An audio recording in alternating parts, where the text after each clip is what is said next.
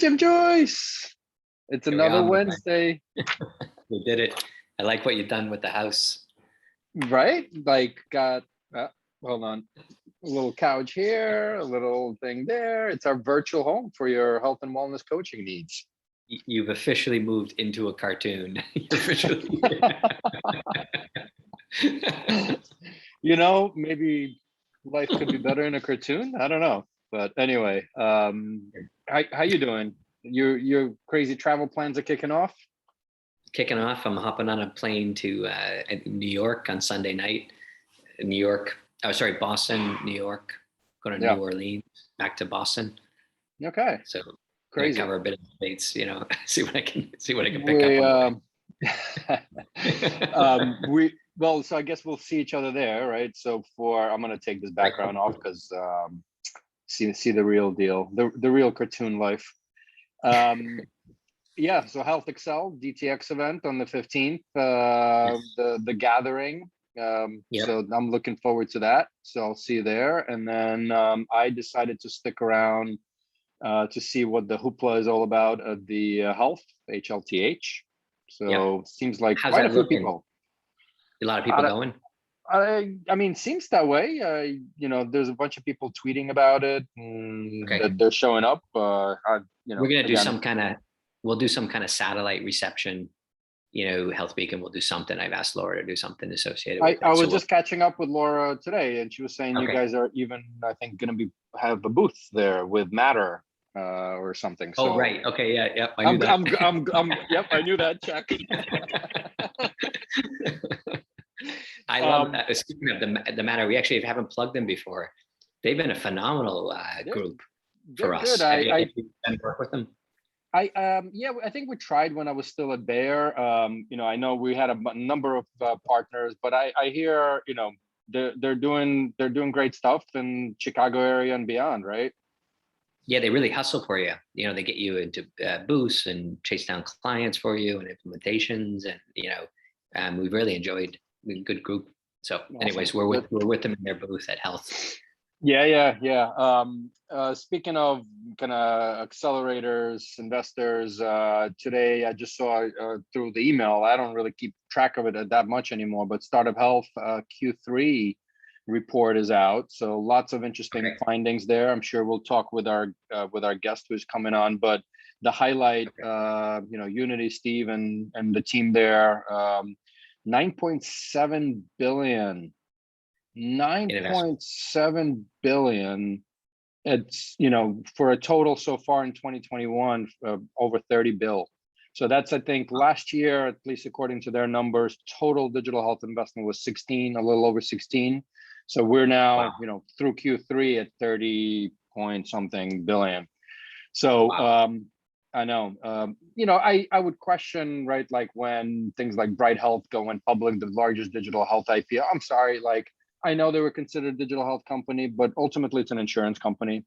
And what is not digital today? So I'm still a little vague on what's digital health investment versus health tech versus it's just you're health one of those, and, You're one of those OG snobs. All right, call me what you want, but I'm just being well. The good thing is, I think, and I said this, I think 2-3 years back at JP Morgan. I'm like, or 2 years, I think. The suits, and nothing wrong with suits. I actually love mine. I wore it the other day, believe it or not. Yep. But the suits are swimming around digital health, which means it's real. It's making an impact. There's an outcome. There's things that are impactful. Yep. So, but I don't know. Unless you want to add anything else, let's invite Dr.B. And I actually left him a asynchronous voice message to say don't want to butcher your name. So it's Behrooz Behbod, right? Behrooz. This is surreal, guys. Dr.B. Dr.B. Dr.B. uses the same barber almost as me. Almost. I know. Still got, Hey, Dr.B. Hey, Jim. Good to meet you. Good to meet you. You guys never met, huh? I'm gonna I go don't to know. the cartoon world. as Although well. I was just flipping through your, in my meticulous production preparation for the podcast, I love your topics on your podcast, like the podcast. Do you see his topics? Oh yeah, I especially love the health coaching podcast one. I can't remember that episode, honestly. I know, not memorable at all. But hey, for now that you two met, for the other millions of listeners and viewers, as I always say every week, please, Behrooz, Dr.B. I'm good. Tell us a little bit about yourself. The one thing I will just follow on, I love in your kind of title description, preventative health medicine doctor. But let's go, and I want to break that down and what it means, but let's go all the way back. Not to like your childhood, but who are you? Want to. I mean, yeah, we got time actually, so. Super. Where do I begin? No, honestly, thanks. This is surreal. As I said, I've been watching you guys from the beginning, and when you came onto the podcast, I was like, I need to have a shot with this guy, Eugene. So I'm glad I'm finally here with the both of you, and I really appreciate it. And to answer your question and to the audience, I'm a public health doctor. I mean, that's what it is. My main goal is improving the health of populations. I'm having a tough time improving my own health along the side, but improving the health of the population. And in all honesty, what I see is what is that? Well, you said you wanted to take a shot with me, and I forgot that come on, man. I didn't bring anything. So I ran over to my bar, which it looked like it came out of a cartoon and came back into a cartoon. Yeah, I'm totally loving your background. Ran into a cartoon. I thought you were going to disappear beneath the couch, kind of. You don't want to see me getting up because I'm the typical newsreader approach with a shirt on and who knows what else down there. But no, so just to cut a long story short, honestly, it's population health, public health. It's a preventive medicine approach, but it goes beyond just prevention in the way most people perceive it, and happy to elaborate. But what I feel is like most people are missing this voice in the world of innovation and entrepreneurship.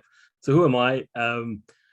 B, I'm just a regular guy who cares. And I can't stop asking questions, and it bugs me. It gets to the point where it affects your own health when you keep seeing things and you want to do something about it, but you just can't do everything. So you've got to share your thoughts with people out there who can. And so just sharing that voice and that vision and hoping someone picks up on it. But bottom line, briefly, grew up here in the UK. As you can see from the background, this is a nice fake image of where I wish I was right now. And trained to be a medic and then a public health doctor. And I'm still a practicing public health doctor, but along the side, doing everything I can to work with anyone who's on a mission to improve health and well-being. And entrepreneurs just seem to be one of them too.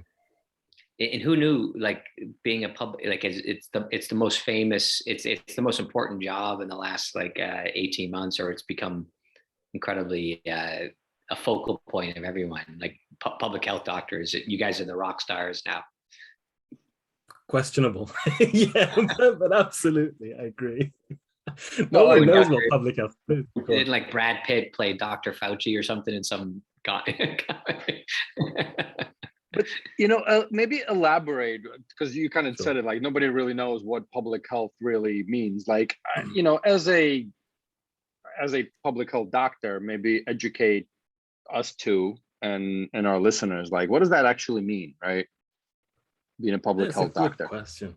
Every time let me back up. About 20 odd years ago, 25 years ago, I was in medical school. I was taking a class on public health.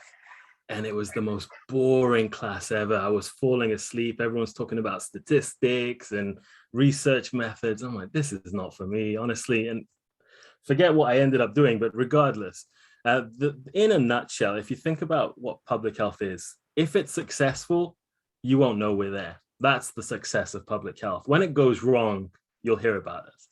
But in a nutshell, there's like maybe 3 or 4 pillars. The first one is what you do, Eugene, for example, with your coach. So It's how can we prevent people from getting sick in the first place through health promotion, lifestyle improvement, that kind of stuff. And coaching is a great modality to help that.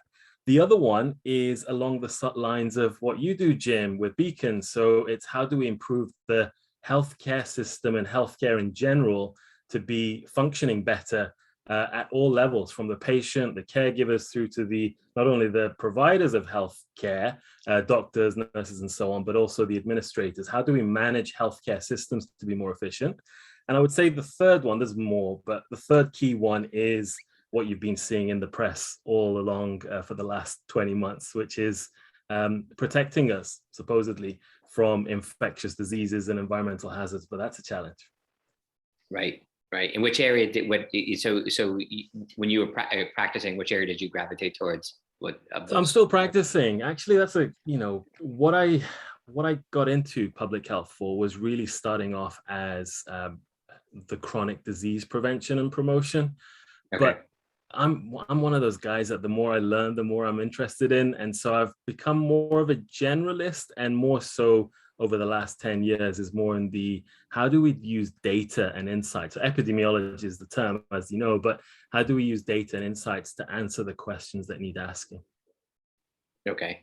And what's the big question we need asking or answering?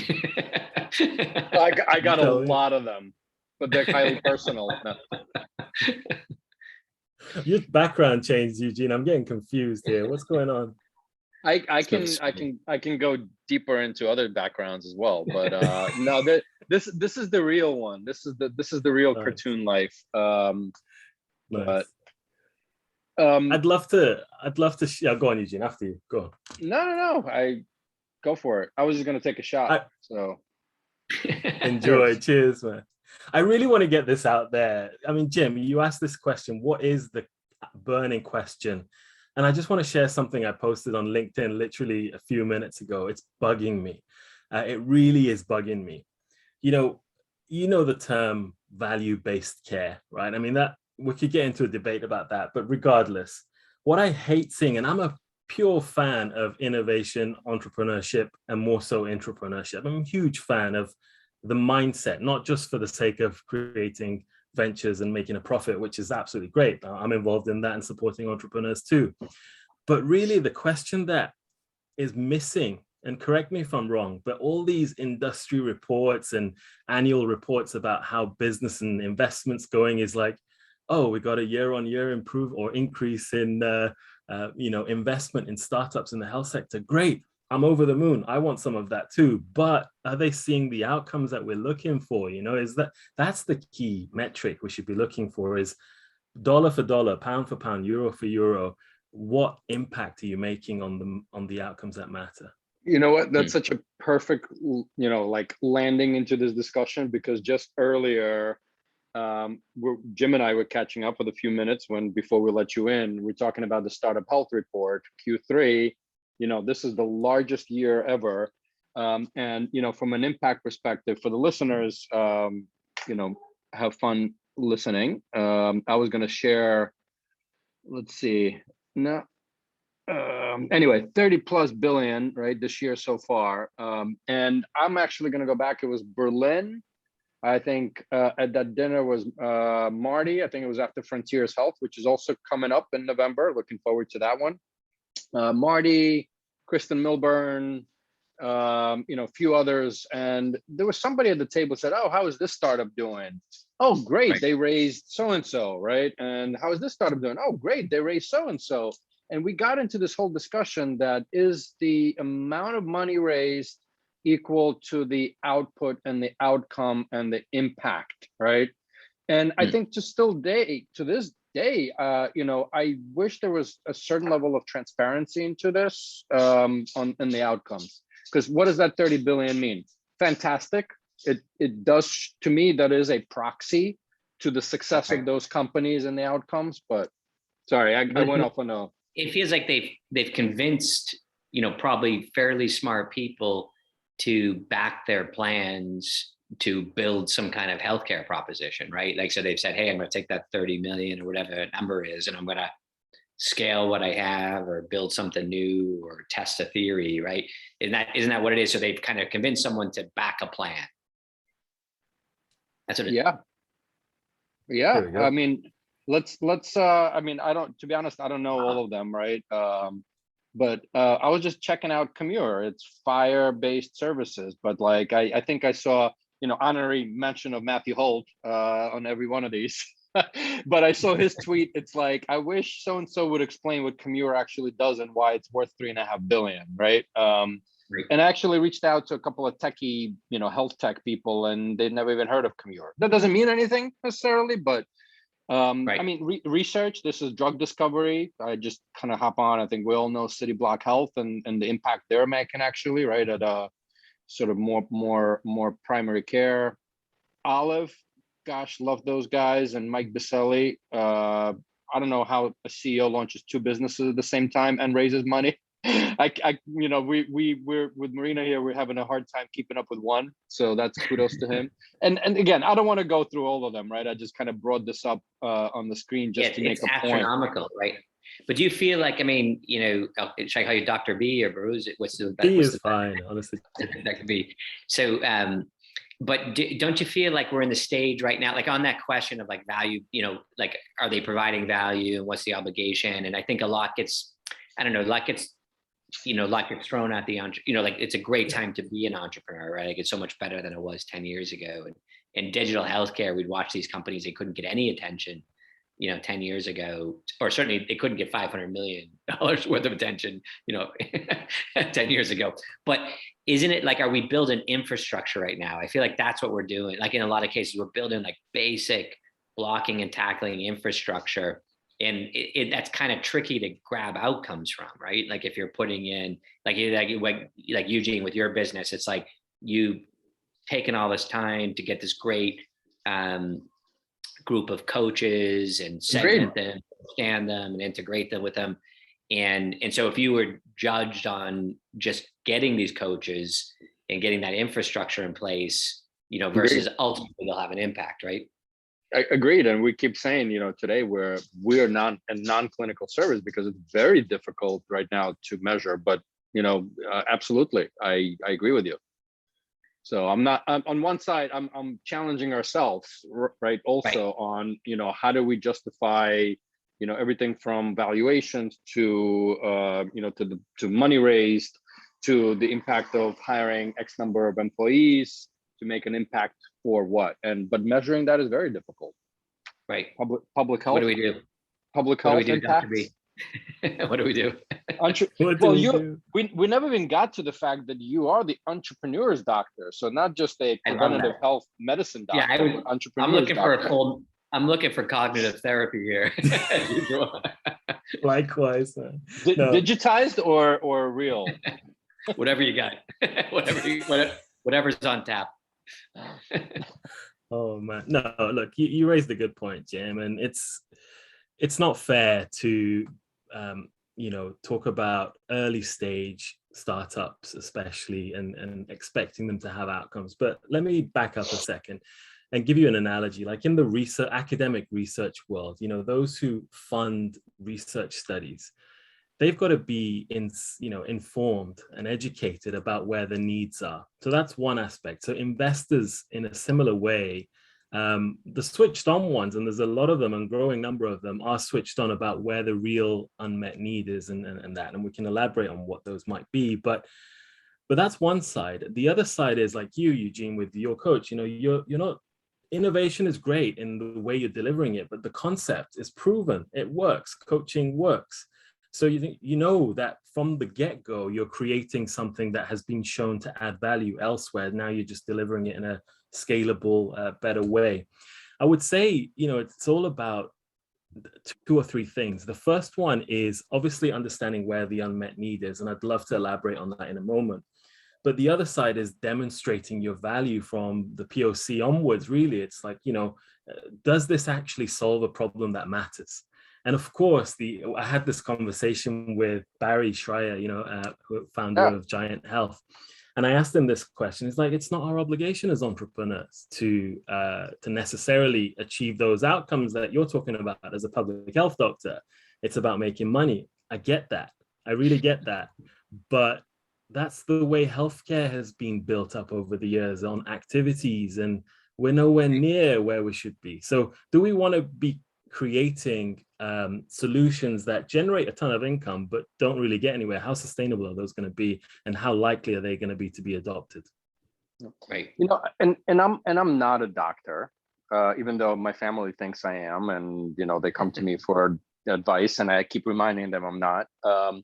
But I think on the other side, kind of fee for service has been working. To your point, it's there.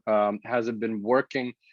But you know, the moment that a consumer / patient leaves the door, right, the doctor's office, virtual or physical, I think now we keep talking about behavioral change, right? And who is driving that? And back to, you know, you started off the discussion, Dr.B, with the fact that you help others, right, in public health, but you're still trying to help yourself, right? And, you know, one would argue you need to help yourself first, right? Kind of put that mask on. My point is, like, I do think that we put, yes, value-based makes sense, but ultimately those individuals are responsible for their health, and how do we, each of us, change the behaviors? I know what not to do, but I still do it, right?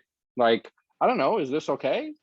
Yeah, I mean, a little bit in moderation. If I finish the whole bottle, it's probably not good, but it looks pretty empty to me, man. That was this season. By the way, this is a kickoff of season 9. Oh yeah, so hey, welcome to season 9. Yeah, you're the opening act. We prepared a lot of balloons and kind of announcements. But you raised a good point, Eugene. You know, we talk about fit. You know, when we're launching a startup, one of the reasons for failure is poor product market fit or poor problem solution fit, right? But there's this third aspect which I often fail to hear, which is something you raised when you came onto my podcast, which is the venture entrepreneur fit. You know, is the business model, is the venture, the mission aligned with you? Is it going to be conducive to what you're looking for in your life, whatever that may be? Because that is a key marker of sustainability. Yeah, it's interesting. We're in a, you know, that gets fed back to like me a lot, is where, you know, like every company, we're always in fundraising mode, but going through was like how critical at the stage I'm in, where, you know, we're through the first, like we're in kind of a scaling phase as a company. So like the, you know, the proof of concept, you know, decent client base, and now we want to scale it. And people are so interested in my you know, like either my background or the key leadership team's background, and why are they scaling it? And I didn't feel that, like, again, in the past, when I raised capital, it would have been credentials, it would have been analogs of what you did before. But probably at this phase, they might have leaned a little bit more into almost like the professional CEO, like someone out of central casting, you know, that is going to come in, you know, somber and, you know, kind of. But now I feel like they're really leaning into that whole idea of that venture fit, you know, like what you're talking about, this idea that like you want someone that's going to like fight through this thing no matter what happens, because there's only one way. This thing's getting built. This thing's getting built by this person, no matter what. Yeah, and I think different entrepreneurs are good at different parts of and the timing of the company, right? As well. And I think that there's not that many that I'm aware of that, like, you know, go from the, you know, garage startup to, you know, a public company, let's say, right? You know, all in one shot. I mean, yeah, they should though. I mean, listen, again, right? If back to, you know, as a entrepreneur, does that fit your vision for it? I mean, sure, going public, it could fit in that vision, but for some people it doesn't, right? So, right. But you know, I think we'll let you talk to me. We'll talk to you, but is the this idea that people are undynamic. You know, when they think about this, I feel like when you look at that entrepreneur, or you look at that founder or that founder team, you know, that the same entrepreneur that came up with a vision couldn't be the entrepreneur that scales the product, you know, or their interests are undynamic, right? I know my interests really evolve in terms of what I would like to do, you know, now versus what I, you know, what things give me energy today versus 5 minutes later. Easy. I don't know what your thoughts are. But so when you say you're the entrepreneur's doctor, like, give us like break that down. I know I What was does it mean? listening to some of the podcasts. Thanks for this is a tough question to answer. I can tell you in a nutshell what it is, but I'm a year old, literally 1 year old as the entrepreneur's doctor. And I want to kind of backtrack on why I created this and how it's changed, if I may, just briefly. So I'm a public health doctor, as you know, and I work with so many, and I'm still working, 3 days of the week as a public health doctor. And I work with all sorts of professionals to get the job done, whether they be, clinicians, health professionals, but also educators, teachers, journalists, politicians, and so on. And so really it's all across the board. In any sector, any kind of professional can do something to improve health. And over the years, I've been seeing both friends of mine, but also others that I've been mentoring in the space of health. And I've been helping them navigate the system. So as a public health doctor, one of the things we're trained to do is exactly the same as what entrepreneurs do, which is identify a need, identify a problem, and create a solution that improves health through services and so on, products and services. So it's our bread and butter. And I thought, okay, I'm seeing a gap in health entrepreneurship and intrapreneurship on those topics that we talked about. So why not bring this public health perspective, which I don't talk about a lot, because as soon as you mention it, they're like, what's that? So I bring it in terms of, I tell them what they want, but give them what they need, and essentially guide entrepreneurs and intrapreneurs to be clear on what is the problem they're trying to solve, and then create solutions around them. And they could be anything from health tech to e-commerce to education to really anything. It doesn't have to just be AI or technology. But along the way, I've been seeing, especially over the last couple of years, entrepreneurs, just like health professionals, it's been a tough time. I class myself as an entrepreneur too. We suffer from physical health, mental health, all sorts of issues, and there's no safety net. It can be a really lonely, stressful journey. So I've been thinking, do I do something to help all entrepreneurs with their health, or do I go straight in and just focus on guiding those who want to do something about health? So the summary that I got to, the conclusion that I got to, Jim, is most of the entrepreneurs that I work with are actually not clinicians. They're people from all sorts of non-health backgrounds, typically. They've been through some form of experience of their own, like I have, diabetes, cancer, and so on. And at any other point in their life or any other time in the world, they would have probably gone and retrained and become a health professional. But fortunately, they don't do that. And they think, no, we'll use our drive and our mission and our entrepreneurial mindset to actually create solutions through intro and entrepreneurship. So I feel like I'm guiding them along that way, and alongside that, sharing these ideas about how to look after yourself too on that journey. Love it. That's great. We had a term for these people, like we call, like that's what Eugene and I call ourselves. We're health artists. We're health artists. We're not trained clinicians. I think we got that from Gautam, right? Gautam Gulati. Yeah, exactly. I think so. I like that.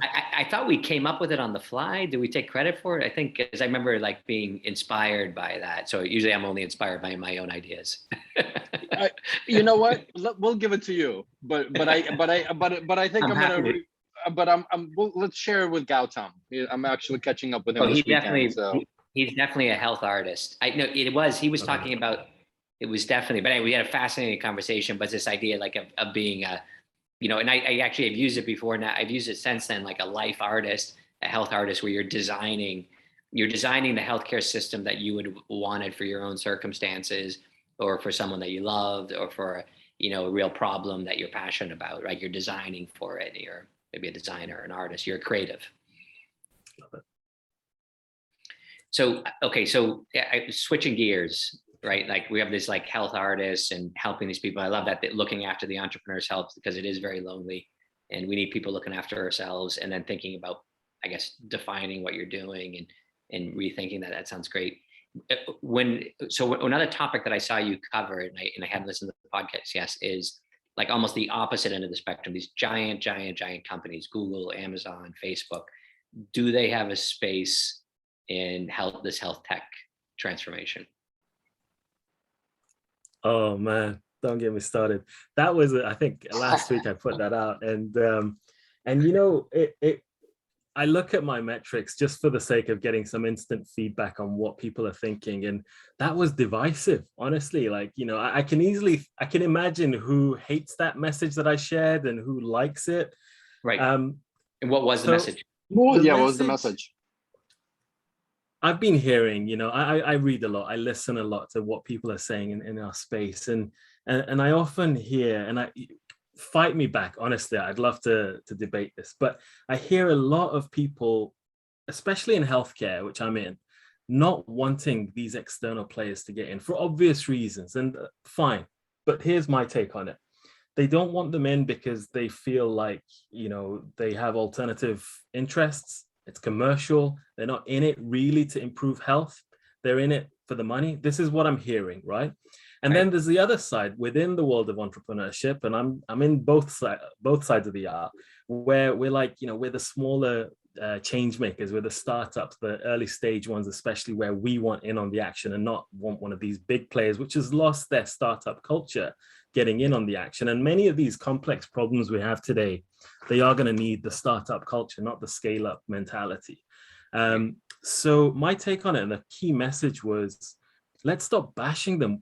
There's enough problems out there, and one solution's not going to hit home. We need everyone fighting for this, whether it's healthcare professionals, researchers, educators, all sectors, including startups and scale-ups.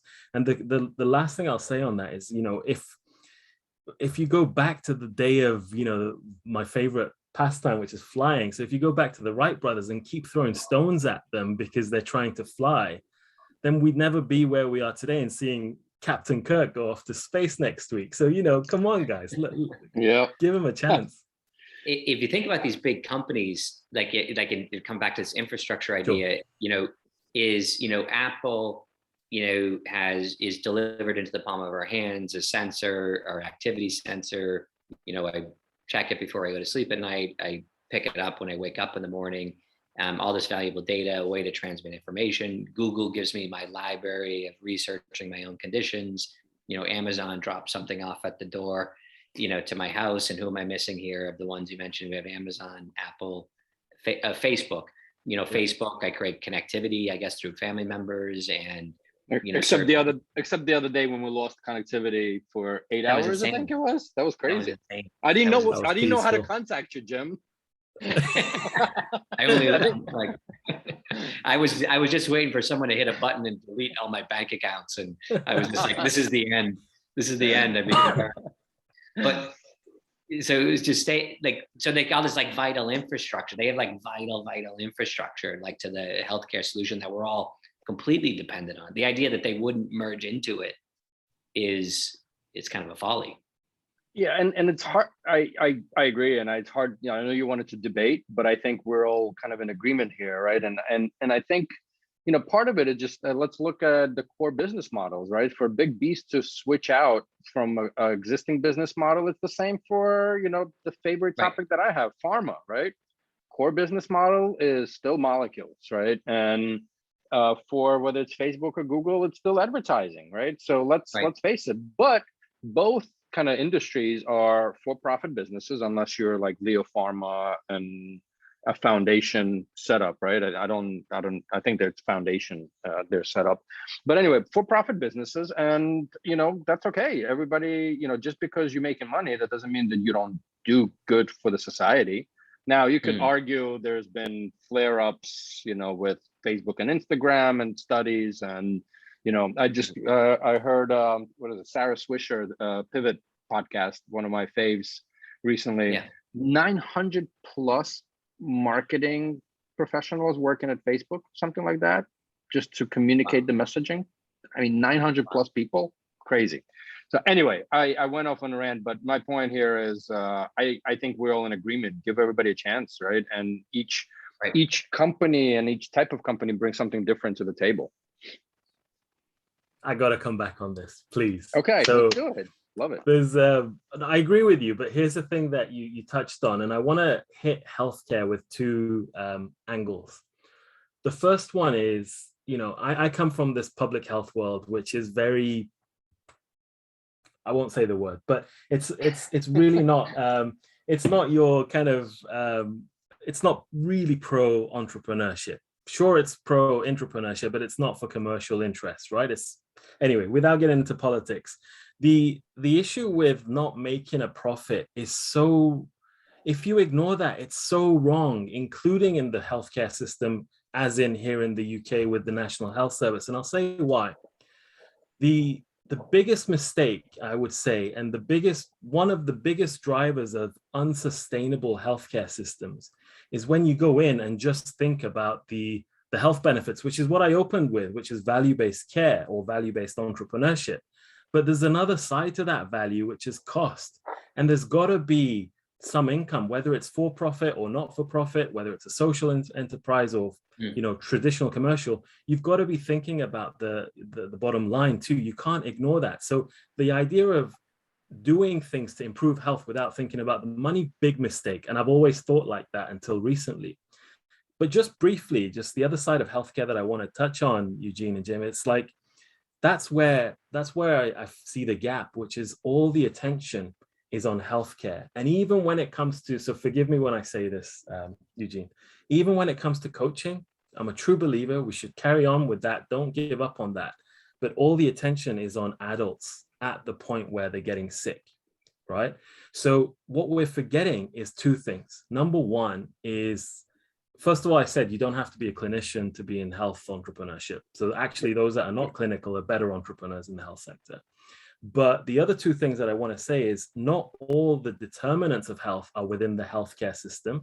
So let's create these solutions that are not healthcare, but outside health.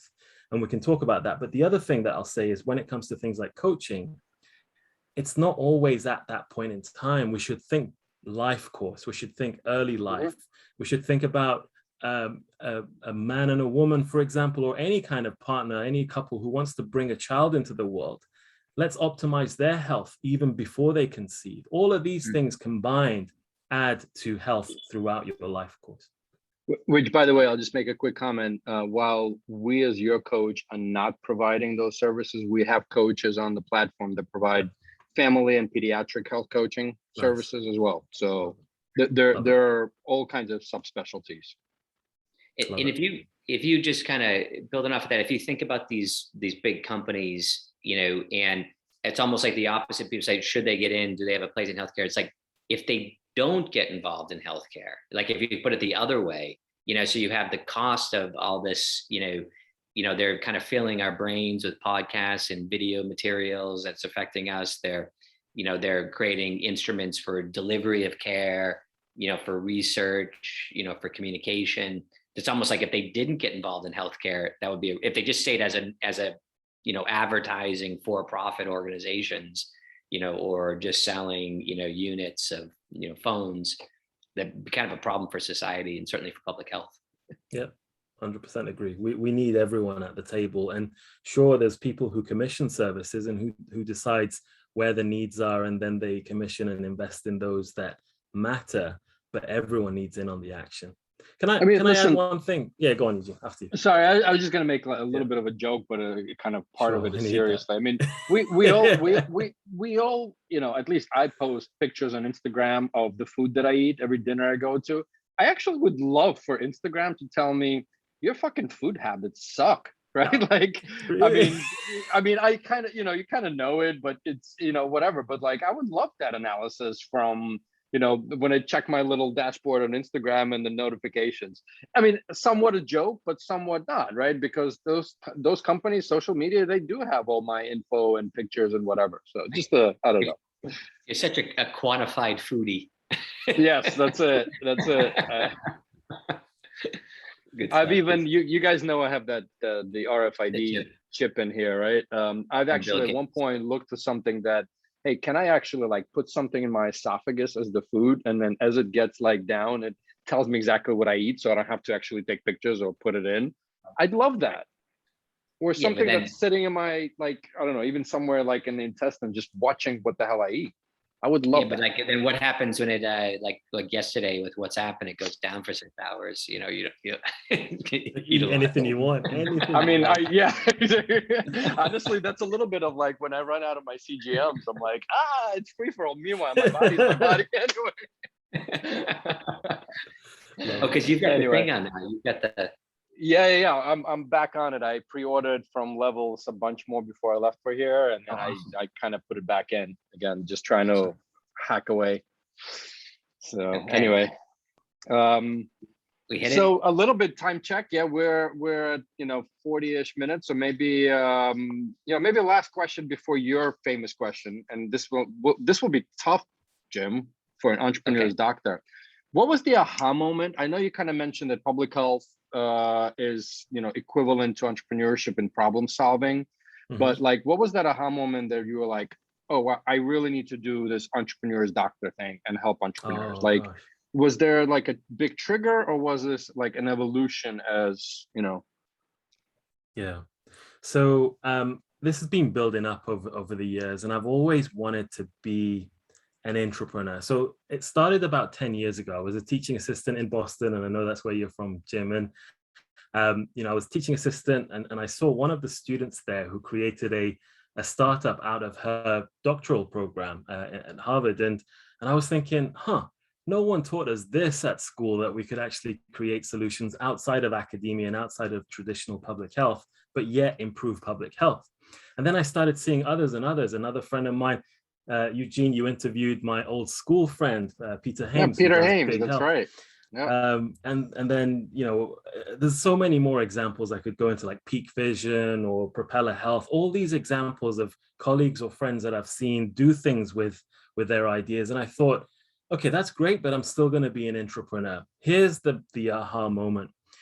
I always wanted to create these solutions within the organizations that I worked in, but COVID hits, and I'm doing all of these things at the same time, and we always have to deal with the number one priority. But the problem in regular jobs is that even if they try, like you got the NHS Clinical Entrepreneur Program that just opened up yesterday, even if they try, unfortunately, there's not enough allocated time to really allow entrepreneurship to flourish. It's always a bit on the side, and it ends up burning you out. And as a health professional, that's a tough job regardless. You're always prone to burnout. Right.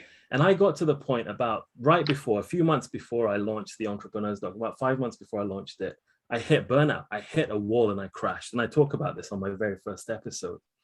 And that's what allowed me to understand the issue of mental health more and burnout more in both health professionals and entrepreneurs. And so I thought, okay, rebuild myself, nourish the mind, nourish the soul. And I got to the point where I thought, I still want my hand in my regular day job. And I still do that because that's where I see the problems the best. But I want to allocate time. And that's when I split off my entrepreneurship and became entrepreneurial, to allocate that time to do what I do today.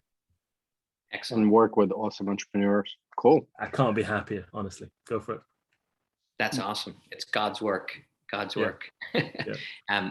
So listen, so picture yourself living in the UK, and you've just completed your medical degree in public health, and you've come up with a genius idea that's in chronic disease management. You've come up with this great idea, and you picture yourself as a young entrepreneur, and this young entrepreneur goes to the doctor's entrepreneur, and he goes to them, and you're giving advice. What advice would you give that young entrepreneur? Oh, wow.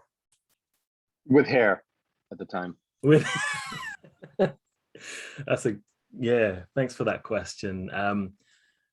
I would give the same advice that I give to all intro and entrepreneurs that come to me. They come to me wanting tips on product market fit, problem solution fit, the obvious things that they think of.